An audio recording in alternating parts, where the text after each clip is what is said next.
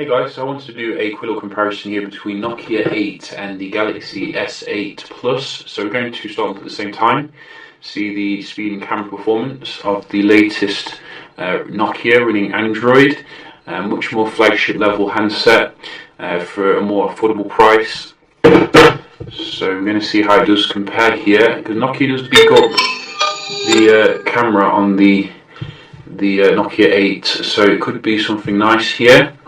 The actual boot up you can see is going towards the S8 still, even though we are running obviously Samsung software.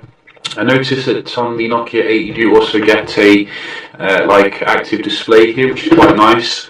It's a little bit dim, you know. I think they could have made it a little bit brighter, but it's nice touch nevertheless, and does compete with what Samsung's offering as well. We can just have a look here at the speed then of the handset, looking at the basic stuff first. I think we have closed everything down, and we can just start off here and see. So running Snapdragon 835 versus Exynos 8895, and so far it looks very snappy here.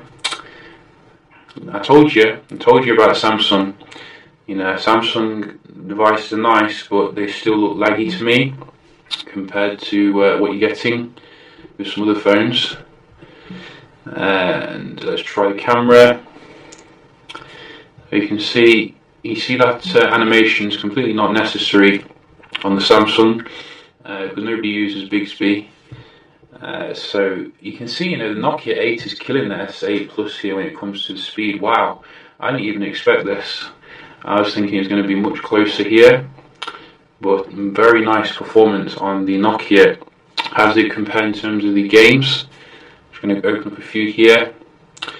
It's like the S8 Plus is like really slow compared to the Nokia. I mean, it's like it's running last gen processor. Oh, maybe this time it's woken up a little bit. This one looks like it was the S8 Plus. They're a bit more. Oh, again, you can see Nokia 8. I mean, Nokia 8 is taking no prisoners tonight. Look at that. That is fantastic performance. Hopefully the multitasking will be pretty good as well. Look at that. Fantastic. Even better given the price of the handset. Just going to quickly do a speed test here.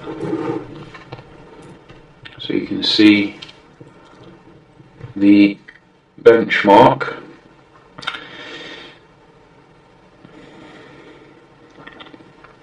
I've seen the S8 do better, so I do take that with a grain of salt.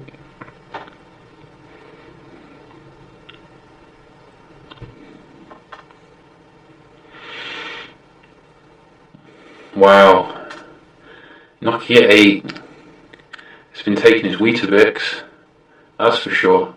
I mean, he's making the S8 look like an amateur here. I'm truly shocked.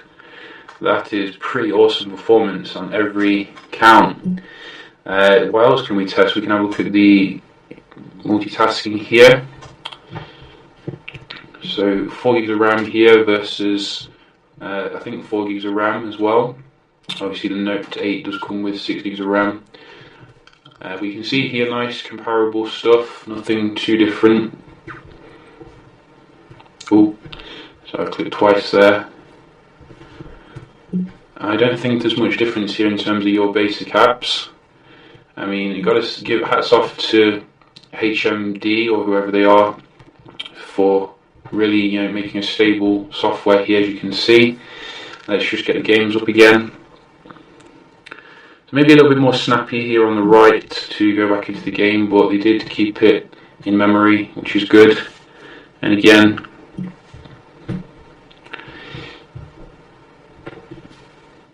perfect, you know, perfect stuff here.